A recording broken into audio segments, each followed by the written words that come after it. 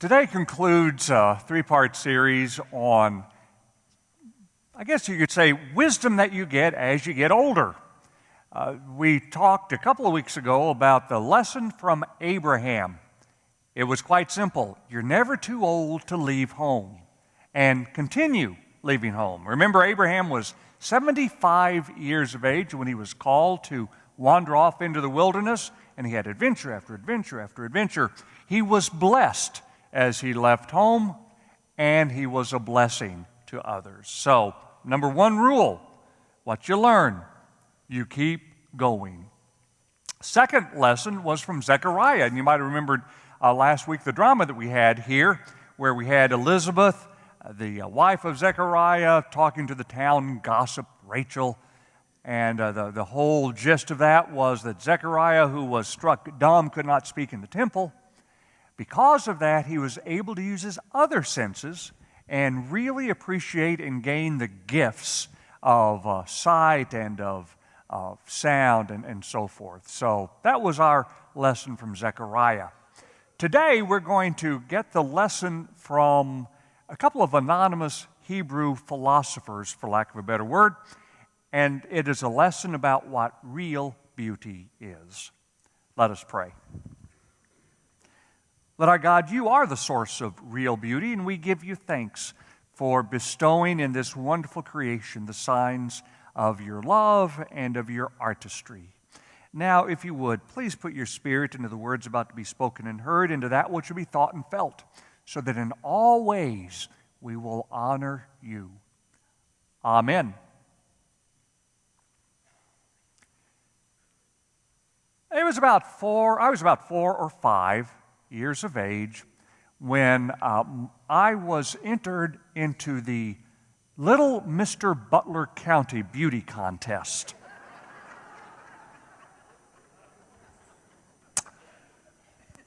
There was the other version as well, Little Miss Butler County Beauty Contest. And I remember to this day walking across this stage, and there are these people down there looking and taking notes as I just walked across.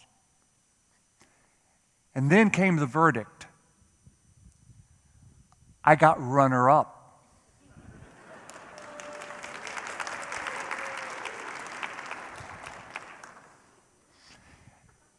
I quickly learned that everybody got runner-up. Except for one winner, Mr. Butler County, Little Mr. Butler County. And of course, there's the equivalent of the girls' side. But I have to admit, I did feel odd. You know, I mean, here I am judged simply on what I look like. And it was a rather odd feeling. But when you get around to it, that's a natural feeling, because what do we do in this society, especially? But we judge people from outward appearance. And our standard of beauty is youthful beauty, beautiful appearance. I mean, that's what we look at. And, well, you know, the number of glamorous movie roles you get is directly dependent upon your youthful beauty. For example, this Elizabeth Taylor got lots of glamorous movie roles. This one didn't. This Marlon Brando got lots of them. This Marlon Brando didn't. This old Blue Eyes, Paul Newman, got lots of roles. This one didn't. Such is the standard by which society judges beauty. Smooth skin, radiant hair, twinkling eyes. You got the idea. It's what we do. And I guess it was meant to be that way in a way, because that's how the species procreates, right? Beauty attracts. I mean, that's where romantic love comes in, and then boom, a baby. That's what happens. We continue the species because of this thing called beauty. And the Bible affirms it. Throughout the Bible, you will see that, well, David saw Bathsheba, and Bathsheba did not carry a AARP card. Actually, she didn't carry much of anything when David saw Bathsheba, come to think of it. I never thought of it that way before, but it didn't, you know. But that was beauty. Song of Solomon, that's beauty. We all know that. But there is another standard of beauty, equally as strong, that's found in the Bible. And that's what I want to talk about today. And it's a beautiful concept of beauty, if you will. And here is the first of 3 biblical standards of beauty. You shall rise before the aged and defer to the old, and you shall fear your God. I am the Lord. Or in other words, you are beautiful as you see the gifts you once took for granted, because the fear of the Lord makes you look at what God has done.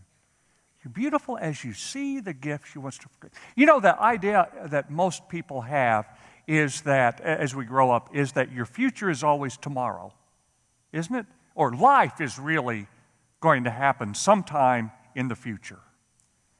You are in school to get the grade so that tomorrow you graduate, or that tomorrow you get the job, or tomorrow you go to college, or tomorrow you might get married, tomorrow you might have a child, tomorrow you might retire. It's always tomorrow, tomorrow, tomorrow. We live today so that we can get to the weekend, or that we can get to the vacation, or that we can get to retirement. Whatever happened to today? Jesus was big on today. Jesus said, look at the sparrows. God knows each and every one. And when one is sold or when one drops off the tree, don't worry. You're of more value than sparrows. Don't worry about tomorrow. Live for today. Today. Don't worry about building bigger barns for your stuff.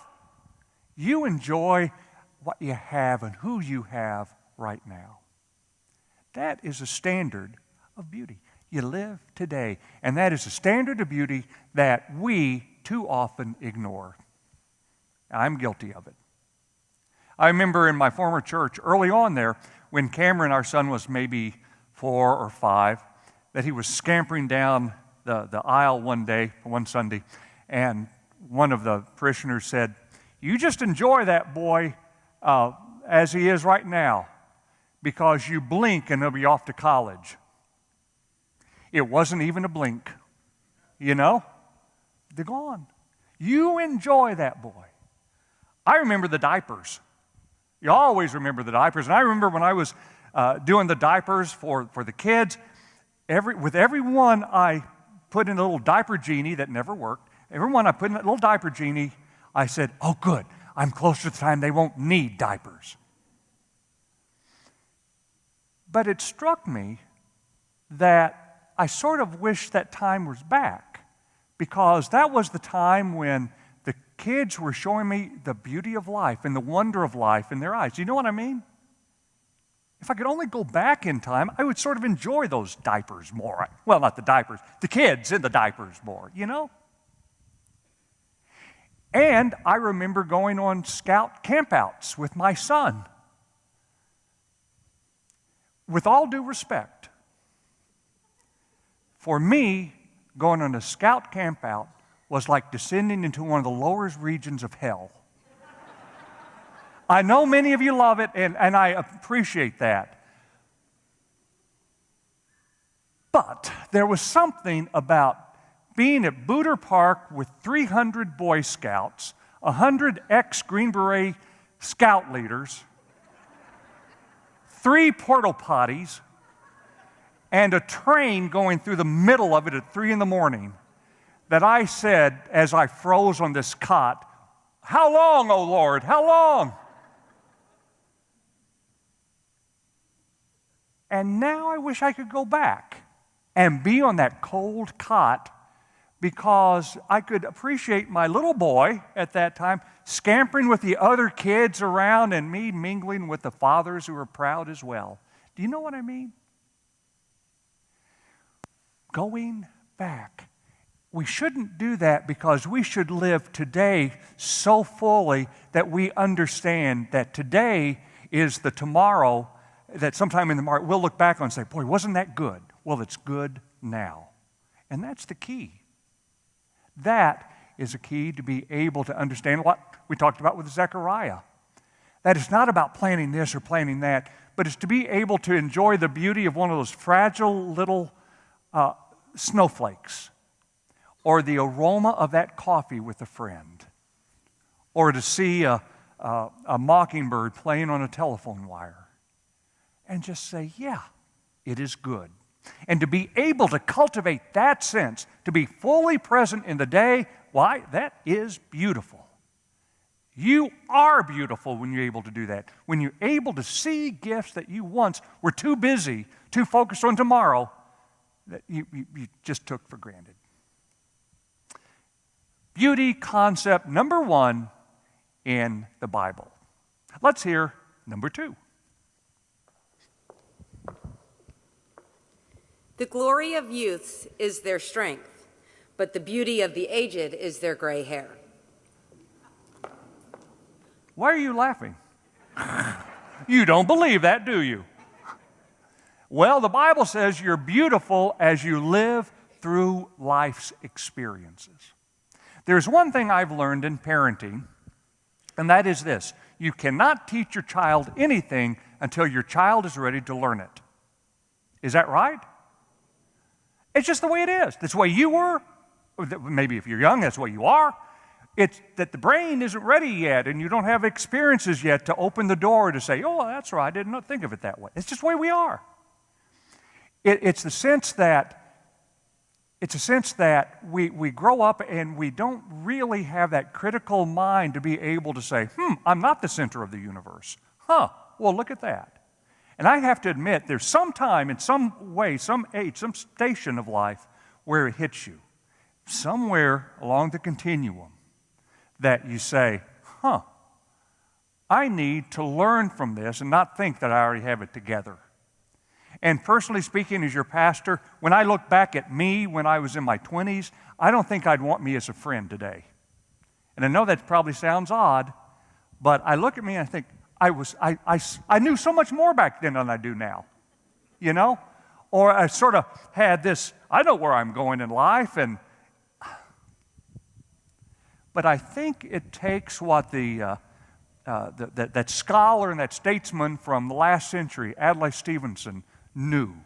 It takes that wisdom that he could share with us in this wonderful quote. Listen to it. What a man knows at 50 that he did not know at 20 is, for the most part, incommunicable. All the observations about life which can be communicated handily are as well known to a man at 20 who has been attentive as to a man at 50. He has been told them all, he has read them all, but he has not lived them all. What he knows at 50 that he did not know at 20 is not the knowledge of formulas or forms of words, but of people, places, actions. A knowledge not gained by words, but by touch, sight, sound, victories, failures, sleeplessness, devotion, love, the human experiences and emotions of this earth and oneself and other people. And perhaps, too, a little faith and a little reverence for things you cannot see.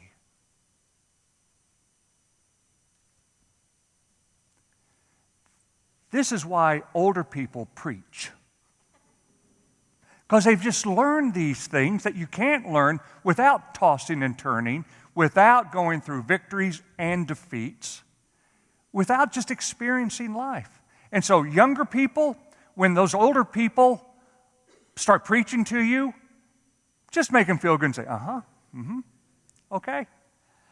Because they are sharing with you something beautiful. It might not be eternal truth, but it is truth for them because they truly have words that are apples of gold, as the Proverbs say. They are, because it's not anything that you can learn in a book. Actually, I guess you could say this. The most beautiful words that you understand, or the wisdom that you get, isn't from necessarily just school in the traditional sense. School always happens to you and to me. The difference is that we learn in the school of life by being humble and by being humbled. That is when we're able to learn from each other. That is when we're able to see how beautiful life is. That is when we get a little more beautiful ourselves. That was beauty lesson number 2. How about number 3?